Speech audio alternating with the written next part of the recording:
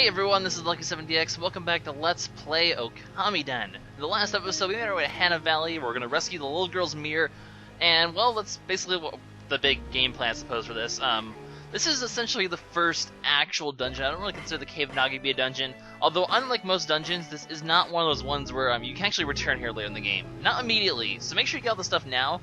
The stuff being there's 3 masterpieces we can get here. I think there's a new antique we can get here, and the lists. Although the lists aren't needed for 100%, they're really good for getting praise in the end, pretty much, and other stuff. Well, mostly praise. There's other things that you can get from them occasionally, but for the most part, those side quests are just for additional praise, which I mean levels up ink pots, stuff like that. I mean, there's not like I guess Okamiden has less side quests than Okami does, and when they do have side quests, they're not really worth as much. I mean, back in the old days, these lists would get you gold dust or whatever the heck it's called to upgrade your weapons. Well, we upgrade your weapons in different ways this time, so it is kind of weak sauce in terms of that. I mean, you're just getting praise for it, but we're still gonna do it anyway because we can.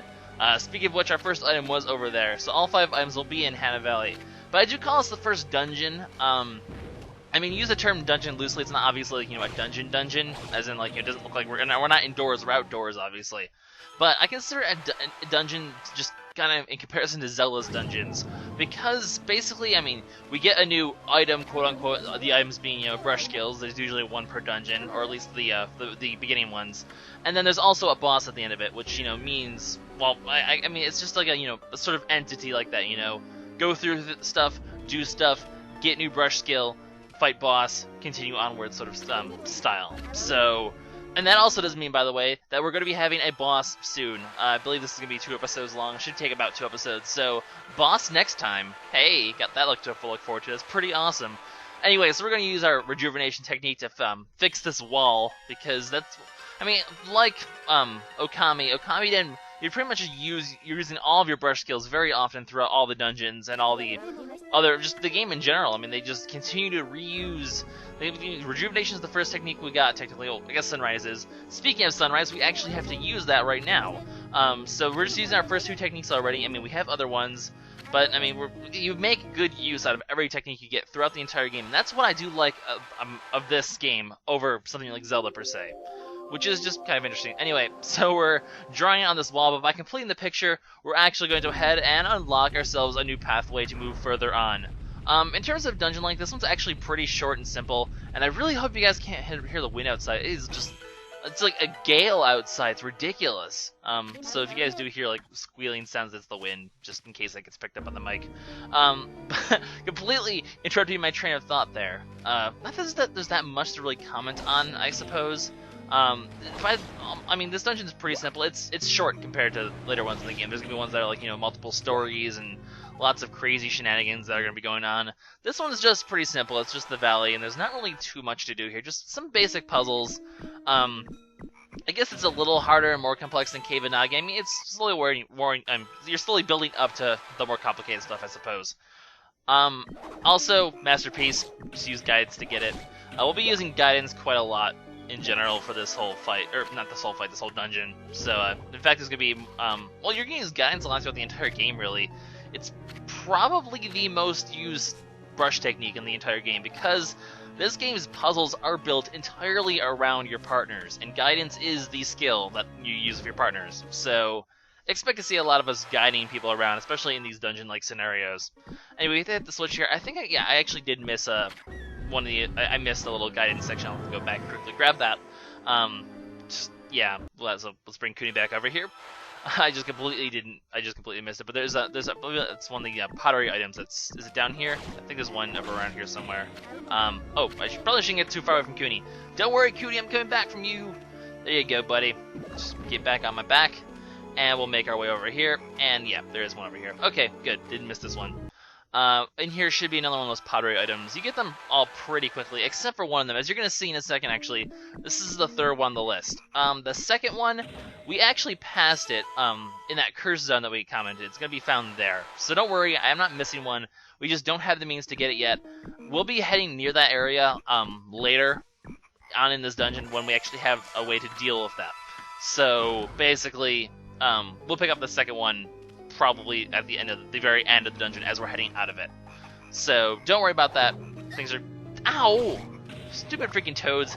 As you can see, the basically, the way these enemies work, in case I haven't really talked about this yet, the enemy checklist, the enemy list in your menu, it's broken up into 3 sections. Section 1 is, well, it's broken into 3 sections in terms of the ordering of the enemies on there. There's not actually 3 sections, but it lists all the enemies you find in the overworld, like these ones. Then all the enemies in the actual battles, like the imps, are second, and then the bosses will be last, obviously. So that does mean, though, in order to complete the enemy checklist, you do have to defeat every enemy you find on the overworld map as well, which is a much larger factor than they were in Okami, where you really didn't fight many enemies, outside of battles. This one has a ton of these, like the frogs and the boulders from last time. There's a ton of those ones as well, so make sure you go around and actually kill them and, get them on your list. So the only enemy you have to worry about in this dungeon is the frog. It's the only one we have to worry about killing. We've already killed plenty of them. You're going to be killing plenty of these things. Trust me, it's going to be pretty hard not to miss them. They're everywhere. And normally they do use these enemies as a source of you getting ink pops back. So generally you actually need to kill these guys in order to be able to maintain enough ink to do the puzzles. So in general, not a bad idea. I hate this puzzle so much. It's just annoying. You have to put Kuni down, because there's red switches, so if you get off the switches, the spikes will come up. As long as one switch is not pressed down, the spikes will come up. As you can see, we're going to leave it. And there you go. See, spikes. So you have to make sure you always have someone on that one switch. Kind of a bit annoying. I don't know. I just feel like it slows the pace down way too much. It just kind of annoys me. Plus, if you accidentally don't put Kuni down the right spot, he won't be on the switch, and then, ow! Freaking frogs! Leave me alone. You're pink frogs! Why are they pink? Why are they pink? You're not intimidating if you're a giant pink frog. Maybe if you're a giant, like, blue frog or a giant green frog. Well, if you're a giant green frog, you'd probably be Kermit the Frog, but I actually forgot to put Kuni down before. That's kind of funny. But we'll put him down. We're going to direct him over here. Make sure you slash the boulder so you can get past it. And that is another piece of the pottery. I think is this the 4th piece or the 5th piece already? I think it's already the 4th piece, so we're getting there pretty quickly. Or is it the 5th one already? This might be the 5th one. It is the 5th one. Alright, so we're only missing the one at the curse zone. So as you can see, getting the pieces, not really even that hard. They're just sort of right there, really easy to get. So don't really have to worry about them too much. Later on, there'll be more complicated lists to do, and there will be more in dungeons like this. So it's not like we won't ever have to deal with this kind of stuff. But my goodness, the wind is ridiculous outside. I'm sorry I'm having to comment on it, but my goodness, it is. The whole day, it's just been going and going. I don't know if you guys have been having I'm recording this on Friday, the 24th of February. So I don't know if people who are watching this recently remember had massive wind too. But my goodness, I kind of like listening to the wind though. It's really soothing. That really has nothing to do with that. But all I was doing is getting. I think is that the 3rd masterpiece. Got one there. We got one there. I think this is already the 3rd masterpiece that we got, so I might be wrong, but you get the treasures in this dungeon really early on, so for the most part, you really don't have to worry about collecting them. Just make sure you get all the things you can of guidance, and you'll get everything. So that does bring our masteries up to, I believe, 8 now, which is good. If you can always check your you can always check your thing if it's caught up. The one we got in Shinshu Field back in episode 2, that one's the 8th one on the list, as I saw. I believe I showed you guys. So if your list is up to that one right now, after you're done with Hana Valley, then you're good to go. Because you're supposed to get the Shinshu. I guess the Shinshu Field one's supposed to come after Hana Valley, which makes sense because we're going to be doing stuff in Shinshu Field after Hana Valley, so it makes sense that I guess the ordering would be like that. But that way you can check. It's a good idea to check. Make sure you've gotten them all by this point. Masteries are probably the most important thing out of all the things on the list to get, because you do get really good stuff throughout the game from doing the masteries. So in general, you might want to do that. Anyway, there was a new enemy there. I think they're called bone clams. For the most part, just hack at them and dodge their little body slams attacks. They're a bit annoying, but they do give demon fangs, or demon fangs. Yes. I believe is it bones or fangs that are the lowest tier ones. I forget. I think they're fangs. Anyways, so you do for now. We can't get them though. We don't have the tools to get the fangs in those ones. Generally, you tend to not be able to get them until you get a new brush skill. Mostly, I guess early on. Later on, obviously you'll have most of the brush skills, so you can obviously pick them up whenever you need to. And there will be enemies later on that give multiple fangs, by the way, and multiple of the other items as well. So eventually, you'll be able to get better enemies to grind these things. But it's a good idea to grind them now because very soon, actually, I think we want, I forget, it's either 10 or 15 of them in order to upgrade weapons. So it's a good idea to go ahead and collect as many as you can now because you'll be able to upgrade your weapons as soon as possible, and that's generally a good idea. I also like how Isun leaves signboards. I haven't really been commenting on that. I guess I can quickly mention it. Basically, he's just talking about how the giant boss of this area has been eating the fruit of the guardian sapling in order to make himself giant and fat and strong. And he apparently has a massive belly button. That is actually a hit, by the way. Keep the belly button in mind. We'll be encountering, obviously, an enemy like that soon enough. This one we have to shut down the waterfalls to let Kuni get past and hit the switch. Pretty basic, and he actually ran out of his guided instinct. Okay, we'll waste another half of an ink pot. Not a big deal. Freaking Kuni. Walk on your own, dude. Why do you need a wolf to guide you? You have legs. You can use them. But here we go. Here's our new brush skill. Pretty easy. I think, judging by the surrounding terrain, you guys can probably guess if you've played Okami what this one is. In fact, you should guess what it is because it's the same one you get in Hana Valley in the original Okami. It's the monkey thing. That's not very descriptive, but that's what I'm just going to call it. It's the monkey thing. I guess there's something else I wanted to say. What was it? I completely forgot. I completely lost track of what I was going to say. But yeah, the boss eats guardian saplings. That's really all you need to know. The stuff Isun's telling us is going to come and play for the boss. It'll make sense when you see the boss. I'll probably bring it back up then. Isun generally doesn't leave that many hints, if I remember correctly, though, about bosses. But I mean, it is the first one, so I guess it makes sense that they were a little more descriptive about just the whole process, or I guess it's just starting. The first boss is always the most exciting part, I feel, of like a game, because you're like, oh my god, first boss, we can see how this boss style is like. The first really intense climactic moment of the game really gets you into it. So I guess it's not a bad strategy by the game developers to sit there and hype up the boss and be like, it's coming, it's gonna be really awesome. Just wait for it. It's gonna be freaking cool, and then you get all excited for it. And then if it turns out being good, then the game's really sold you on itself. So that's always a good thing. Anyway, the young Sakigami, I love this thing. He's just a little monkey dude, and he was scared of us earlier, and that's always pretty funny. But basically, that's a really cool instrument. That is a really, really cool instrument. I like it. Me likey. But we'll gain the power to make things bloom. So basically, we can make plants grow. This is for a variety of purposes. Obviously, the biggest one being, as Isun mentioned way back, Amaterasu had the power to revive the guardian sapling, and now we do as well. So eventually you're going to be able to head back there and do things. In case you're wondering, by the way, once you enter Hana Valley, you cannot leave until you've beaten the boss. So I couldn't go back right now and restore guardian saplings. You need to do this first once you get in here. Basically, I mean, it makes sense. Susano's out there helping us. We're not going to go back in terms of storyline until we get the girl's mirror. It'd be really awkward to be like, oh, hey, I was in Hana Valley, but I didn't get your mirror. Don't worry, I'm going to go back there. I'm just going to do some side questy stuff first. No, we're going to be actual heroes and get the girl's mirror back first. But as you can see, draw a circle around a plant, it'll make it bloom, and all will be well. These little trees, basically, you can get praise for these trees. So not a very significant amount. Maybe you can see below, it's really giving us nothing at all. It's just giving us a very minuscule amount of praise. But, I mean, every little bit counts. There's lots of those little trees in the world. I mean, they'll probably add up to at least one or two levels on their own, and they'll help get us other levels earlier. So, I'm going to try to pick up every tree I see, just for the sake of, the pretty trees. They look all meh when they're all black like that, but then, you make them all pretty and all as well. And now that we have Bloom, we can do something to these bone clams, because Bloom is the key to getting the demon bones from them, or demon fangs, or whatever they're called. I really should pay more attention. But what you need to do is you need to bloom them open. Unfortunately, this guy interrupted me, so I kind of, wow. He just started running around. That's an awkward looking thing. We'll just deal with this one for now.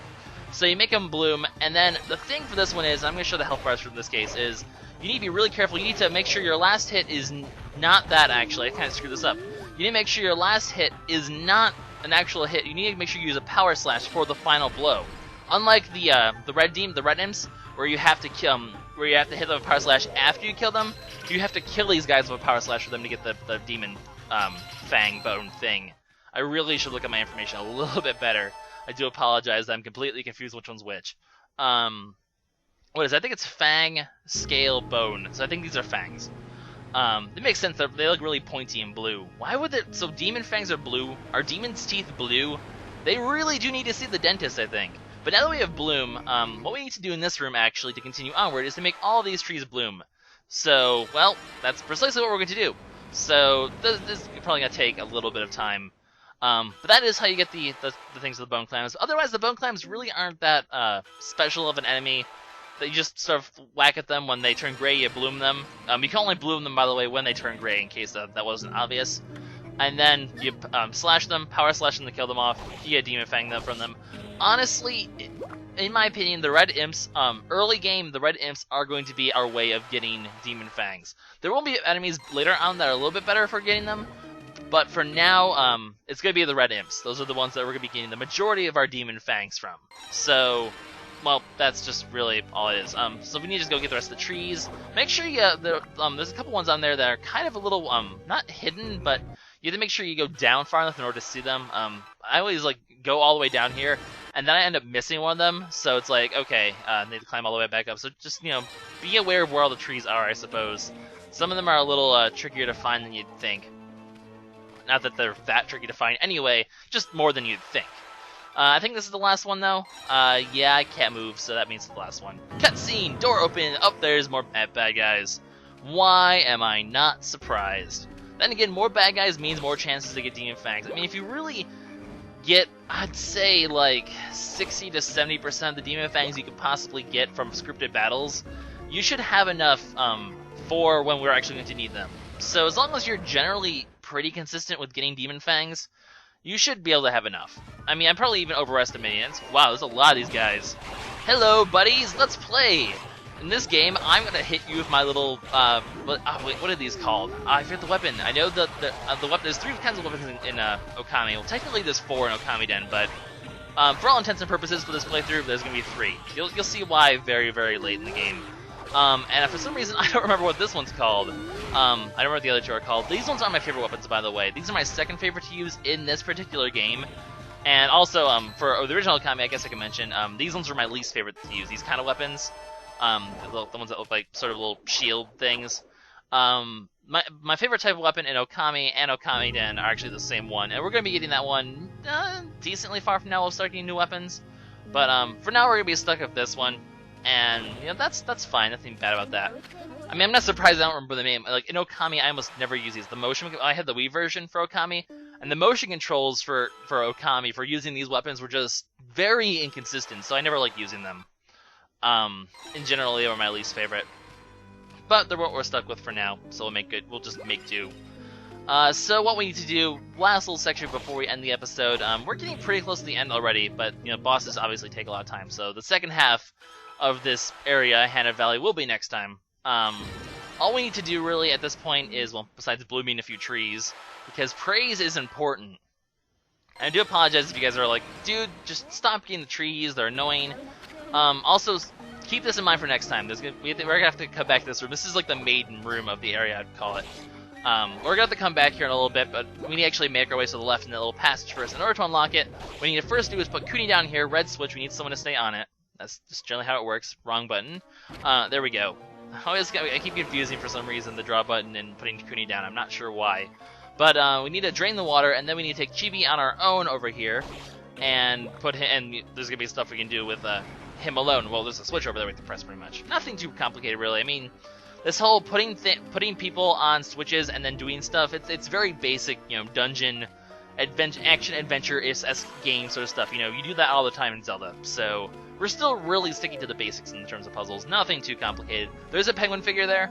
I think you can get another one later in the game, but if not, you do need to pick this up. Obviously, it is every unique treasure you do need to pick up and add to your inventory in order to get the goodies at the end of the game. So make sure you do that.